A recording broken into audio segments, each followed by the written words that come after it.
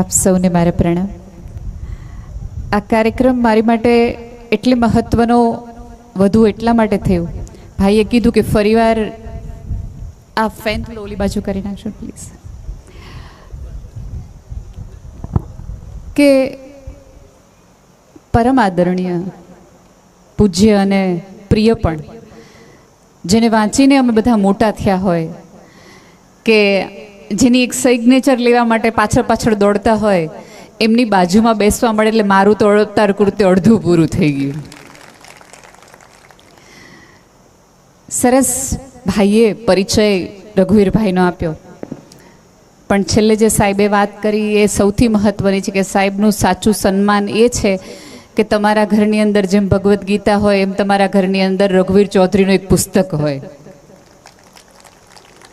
કારણ કે અનેકોનેક રીતે અહીંથી કહેવાનું કે આ સમાજ અહીંયા છે, આ સમાજ અહીંયા છે, પણ આ સમાજે આવા રત્નો પણ આપ્યા છે, એટલે આ સમાજે એ યાદ રાખવું જોઈએ કે એ કોના છે, એ તમારી જવાબદારીમાં બને છે. પછી એક વ્યક્તિએ આશીર્વાદ આપ્યા કે પૂજ્ય રઘુવીરભાઈ 100 વર્ષના થાય. સાહેબ, સભ્યતા છે ને ત્યાં સુધી રઘુવીર ચૌધરી છે. અમૃતાને ભૂસી શકે એવો શબ્દ હજી સુધી પેદા નથી થયો ગુજરાતી સાહિત્યમાં. બાકી હરતી ફરતી લાશો તો ઘણી હોય. તમારા ગયા પછી પણ અમારે ત્યાં ગઢવીઓમાં તમે પગે લાગો ને એટલે અમારી એક ડોશી પગે લાગે ને ત્યારે તમને એમ કે તમને માતાજી કરોડ વર ના કરે. એટલે સ્વાભાવિક રીતે આપણે બુદ્ધિવાળા લોકોને એવું થાય કરોડ વરના કોઈ થવાય? કોઈ થયું નથી આ પૃથ્વીમાં. કૃષ્ણ નથી, રામ નથી, તો આપણે હું કરોડ વરના થવાના? એટલે મેં મારી નાની માને પૂછ્યું કે આવા કરોડ વરના કંઈ નથી થવાતું. ત્યારે મારે નાનીમાં એવું કીધું તું કરોડ વરના ન થવાય, પણ જીવાય એવું, કરાય એવું કે આપણા ગયા પછી આપણું નામ જીવે, આપણું કામ જીવે. એમ રઘુવીર ચૌધરી તો કરોડ વર્ષના થઈ ગયા છે, થવાના છે ને. હું ને તમે નહીં હોય, આપણને યાદ નાખનાર કોઈ નહીં હોય. તમે આમ જુઓ ને તો અશોક રાજાનું સામ્રાજ્ય તક્ષશિલાથી ઉપરથી લઈ મ્યાનમાર સુધીનું હતું. આટલું મોટું સામ્રાજ્ય જેને મહાન રાજાઓમાં ગણાતું હતું. એ રાજાના અત્યારે પાનના ગલ્લાઓય ખાસ તમને જોવા નથી મળતા, પણ ગાંધી સરદારના નામ હજી લેવાય છે, કારણ કે જીવીને કરીને ગયા. ભેગા થઈને ભૂસો ને તોય ભૂસી ન શકાય એવા નામ છે. એટલે એવા નામની બાજુમાં મને બેસવા મળ્યું અને આખા ઉપક્રમની હું સાક્ષી બની. એ બદલ ઉપરવાળાએ કરેલી આ મારા ઉપર કરુણાને હું વંદન કરું છું. સાચા અર્થમાં એમને જ્યારે જ્યારે મળી છું ત્યારે એક વાલ સાથે અને એક સમજ સાથે. નહીં તો આમાં કેવું હોય કે તમે સાહિત્યકારોને રઘુવીરભાઈ મળીએ ને એટલે સલાહ સૂચન અમને તરત દેવા મળે. ઓલું બરાબર નહોતું, ઓલું સેજ આમ નહોતું કરવાની જરૂર. રઘુવીરભાઈ એક જ એવા છે કે જેણે એમ જ કીધું હોય કે જે કર્યું છે એ આ લેવલે બહુ જ સારું કર્યું છે. કારણ કે તમે બોલતા થાઓ ત્યારે સીધું કંઈ સંસ્કૃતના શ્લોક ન બોલવા માંડો. પહેલાં તો કક્કો તમે તોતડો જ બોલો ને. પણ તોતડો કક્કો બોલતી વખતે કોકે પીઠ થપથપાવી હોય, કોકે વાહ કર્યું હોય તો ચોખ્ખું બોલાય. પણ પહેલાં જ વખતે કોક ટોકી દીધું હોય ને તો જીભ સીવી લીધી હોય. એટલે રઘુવીરભાઈએ અનેક લોકોને બોલતા, લખતા, વાંચતા અને સમજતા કર્યા છે. મારા માટે રિપીટેડલી એવું કહેવામાં આવ્યું કે બેન જ્ઞાન આપશે, બેન સમજ આપશે. તમને લાગે છે આ જગતમાં કોઈને સમજની જરૂર હવે છે? કોઈને છે ને હોય ને. અત્યારે બધા ભગવાન આવીને પૂછે ને આપણને કે હું જોઈએ તો આપણે એમ કંઈક સમજદારી થોડીક દો ને, બાકી બધું અમે લડી લેવું. ના રે ના, ઓલું શેરમાં થોડુંક રોકાણ દો, જે જમીન લીધી છે એના ભાવ વધારી દો, 3 જ હીરા છે એ થોડાક વધારી દો, બેંકનું બેલેન્સ થોડુંક વધારી દો. આ બધું અત્યારે તો જોતું જ છે. કારણ કે તકલીફ સમાજની એ છે કે વાહ અને આહ કા સત્તાના નામે થાય છે અને કા પૈસાના નામે થાય છે. મોટી આખી સમાજની તકલીફ છે. અને એ મળી ગયા પછી પણ લોકોને પાછો ધખારો પછી જુદા જ પ્રકારનો હોય. એટલે જેને એ મળી જાય છે ને એણે કંઈ પામી લીધું છે એવું નથી, પણ જેણે કશું ન પામ્યા તેમ છતાં પણ લોકોના હૃદયમાં જે બેસે છે ને એણે કશુંક પામ્યું છે. અને રઘુવીરભાઈ એમાં ના છે. મને સૌથી વધુ હું અહીંથી બેઠી હતી એટલે એક ઓબ્ઝર્વેશન હોય એટલે અમે થોડાક અહીંયા ઊંચા બેઠા છે એટલે અમને બધા દેખાય. ભાઈઓ બહુ થાકેલા છે ખરેખર. એટલા બધા તાળી પાડે તો બિચારા એટલા સરસ આમ શાંતિથી પાડે. હસવાનું કહીએ તો એમ થાય કે હમણાં લોન લેવાને બેન આવ્યા હોય એમ દાંત કાઢે નહીં. અને બેનો જો હોંકારા પડકારા કરે કે નહીં. મેં રઘુવીરભાઈને પૂછ્યું કે અહીંયા બહેનોને કોઈ સમસ્યા છે? તો કે ના રે ના, પહોંચી રહી એવી છે. હમણાં ચૂંટણીમાં એક વખત બધા દાદાઓ બેઠા હતા અને એક ભાઈ આવ્યા પૂછવા કે અહીંયા તમારું કોનું જોર છે? એટલે એમનું પૂછવાનું બધું કે અહીંયા કોંગ્રેસ ભાજપ આનું કોનું જોર છે? દાદા કે અમારા અહીં બાયુનું જોર છે એ કે. એવી રીતે એમણે મને જવાબ આપ્યો કે પહોંચી રહી એવી છે. પહોંચી રહેતી સ્ત્રી જો સમાજ એને કહેતો હોય સ્ત્રી પોતાની સુધી કેમ નથી પહોંચતી એની મને ફરિયાદ છે. બીજાને પહોંચી જ રહીએ છીએ, પોતા સુધી કેમ નથી પહોંચાતું ને એની મોટી ફરિયાદ છે. લોકો જ્યારે જ્યારે સ્ત્રીઓની વાત થાય એટલે કાં તમે જોકના સ્તરે સ્ત્રીઓને લઈ લ્યો, કાં કટાક્ષના સ્તરે સ્ત્રીઓને લઈ લ્યો, અને કાં તો બધા જ એવું માને કે જે પણ આજે મગજમાં તકલીફ, મૂંઝવણ, ખરાબી છે બધી સ્ત્રીઓના હિસાબે છે. ભાઈઓ તો કેવા રૂડા રૂપાડા છે. હમણાં એક જગ્યાએ કાર્યક્રમમાં હું રઘુવીરભાઈ ગઈ તો મારા પહેલાંના પૂર્વ વક્તાએ બહુ બધા ભાષણો કરીને એમ કીધું કે હવે આ જગતમાં ભગતસિંહની જરૂર છે, શિવાજીની જરૂર છે, પણ એની માટે કે જીજાબાઈ ક્યાં છે કે બેનો ઊભી ઊભી પાણીપુરી ખાય એમાં ક્યાંથી કે શિવાજી આવે? એવો એમણે કટાક્ષ કર્યો. એટલે એમણે વાત કરી, કટાક્ષ પછી મેં કર્યો. પછી મારો વારો આવ્યો. મેં કીધું ભાઈની વાત બહુ જ સાચી છે, ભાઈની વાત બહુ જ સાચી છે કે બેનો ઊભા ઊભા પાણીપુરી ખાય તો ક્યાંથી શિવાજી આવે? પાન માવાનો તો કોઈ વાંક જ ન હોય ને એમાં, એનો એટલો જ વાંક છે. સમાજ આખું 5000 વર્ષથી બહેનોની સુધારણાનો કાર્યક્રમ હલાવે છે, કન્યા કેળવણી હલાવે છે, કન્યા સુધારણા ચલાવે છે. હવે કન્યાઓને સમજાઈ ગયું છે કે કુમારોને કેમ રાજી રાખવા, કુમારો સાથે કેમ રહેવું. હવે કુમારોને કેળવો કે કન્યાઓ સાથે કેમ રહેવું, કન્યાઓ સાથે કેમ વાર્તાલાપ કરવો, કન્યાઓને કેમ સમજાવી અથવા કેમ સમજવી. ઉભય પક્ષે જો સમાજમાં ન થાય તો ક્યાંય ન થાય. સૌથી વધુ મને મારી માટે દુઃખદ અને આશ્ચર્યજનક ઘટના અને વાત એ થઈ કે મારા બે પહેલાંના પૂર્વ વક્તાઓએ અંધશ્રદ્ધાઓની સૌથી વધુ વાતો કરી. સાહેબ, જે સમાજે શબ્દની જ્યોતમાં શ્રદ્ધા જોઈ હોય, 2 જ્ઞાનપીઠ 4 મળ્યા હોય એવા 2 તમારા સમાજને મળ્યા છે, એનો અર્થ એ છે કે તમારો સમાજ શબ્દની જ્યોતમાં શ્રદ્ધાને જોતો તો એ દોરાના ધાગે ક્યાં રવડે ચડી ગયો? ક્યાં મૂકી આવ્યા તમે? અને અત્યારે તો એવું છે, આપણી શ્રદ્ધા એટલી બધી તકલાદી છે કે ભગવાન કામ ન કરે તો એને બદલાવી નાખીએ, માણા બદલાવી નાખીએ, ભાઈબંધી બદલાવી નાખીએ, સંબંધ બદલાવી નાખીએ. એમ નહીં, ભગવાને બદલાવી નાખવાના. 3 મંગળવાર કર્યું, હજી ન કરી દીધું મારું. લે, તમારા જેવું કોક મળે, સોમવાર કરો, સોમવાર એટલે સોમવાર કરીએ. તમે જુઓ, અહીંયા જે વૃદ્ધો હશે એમના મંદિરમાં પહેલાં 1 અને 2, એક ઈષ્ટદેવ તમારા હોય ને એક તમારા કુળદેવી હોય, 2 મૂર્તિઓ હતી.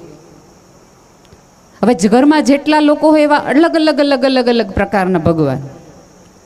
એટલે આજે નાના બાળકો છે ને એ જ્યારે પગે લાગે ને ત્યારે એમ થાય કે આમાં કોને બોલાવાના, જેથી તકલીફ પડે તે દી.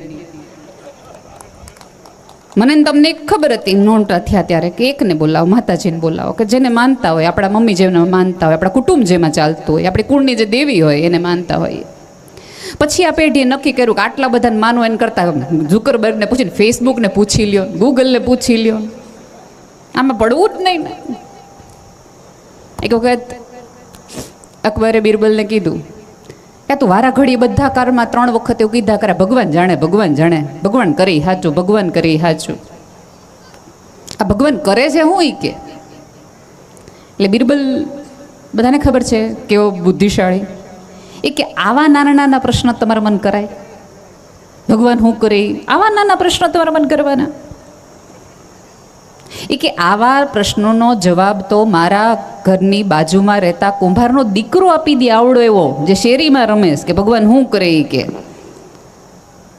આમ સભાની વચ્ચે આવું કીધું એટલે થોડાક હમહમી તો ગયા હતા, જ્યારે મજા નહોતી આવી.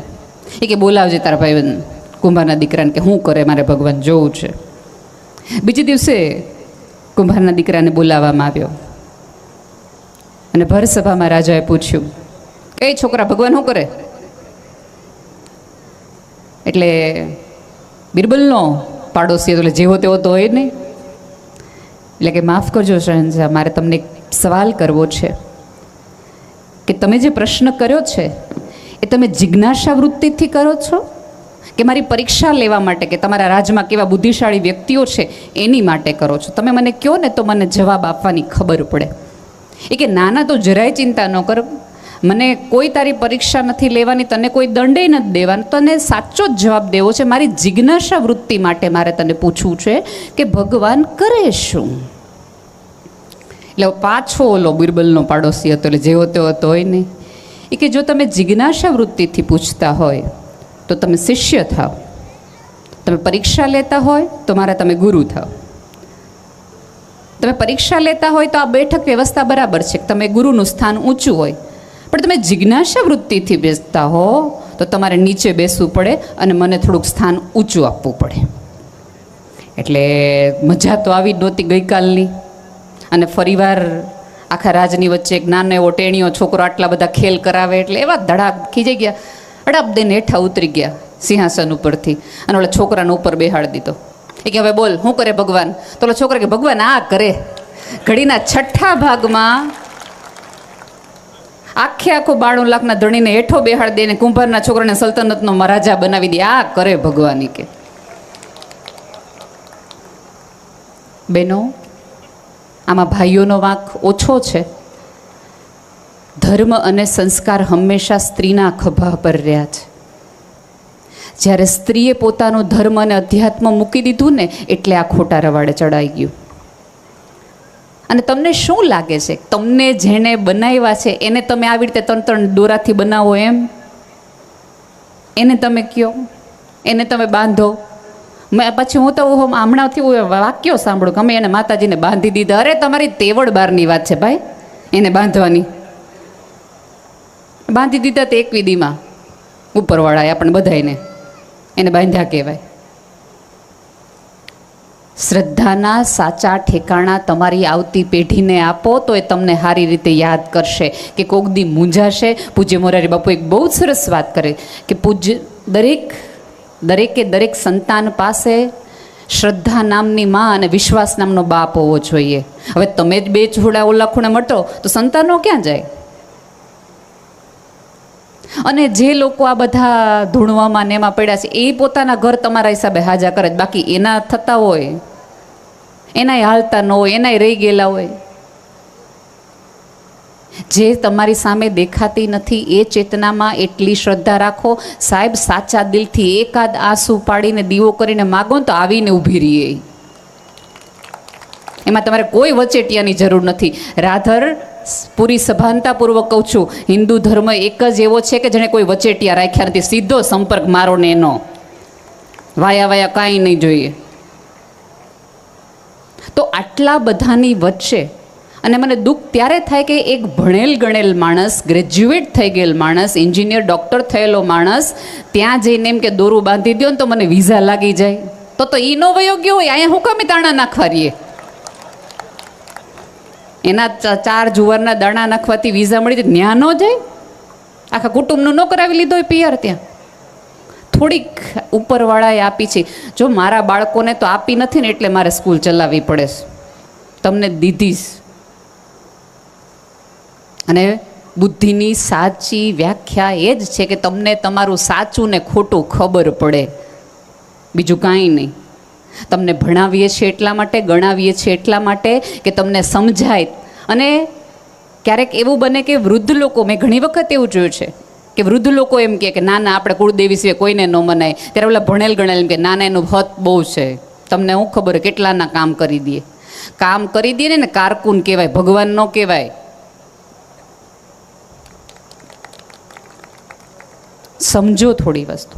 અને પછી આપણે ફરિયાદ કરીએ કે ખબર નહીં અત્યારના છોકરાઓને વિદેશ જ વયું જવું, તો હું અહીં ધૂણવા હટો રહીએ, આ જો અહીંયા રહીએ, વયા જ જાય.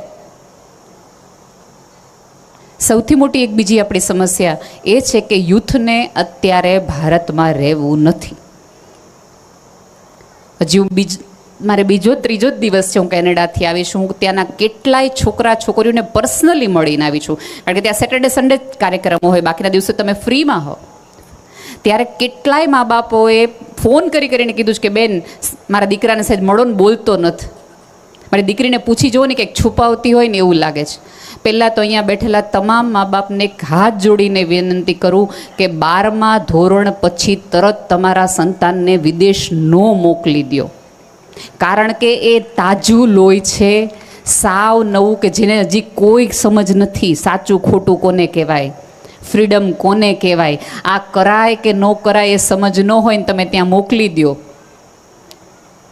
અને સરસ મજાનું ખુલ્લું વાતાવરણ જોવે, સિગરેટના ધુવાડા જોવે, ડ્રગ્સના રવાડા જોવે, આઈફોનની જલસા જોવે, નાઇટ પાર્ટી જોવે, અને ઓલા 12 સાયન્સ સુધી ઓલા દબાવીને જે સ્પ્રિંગ રાખી હોય, કોલેજ કરચલ જીવવાની ઈચ્છા થતી હોય, એને કરવું છે એવું નથી, પણ એ વાતાવરણ એવું થઈ જાય છે.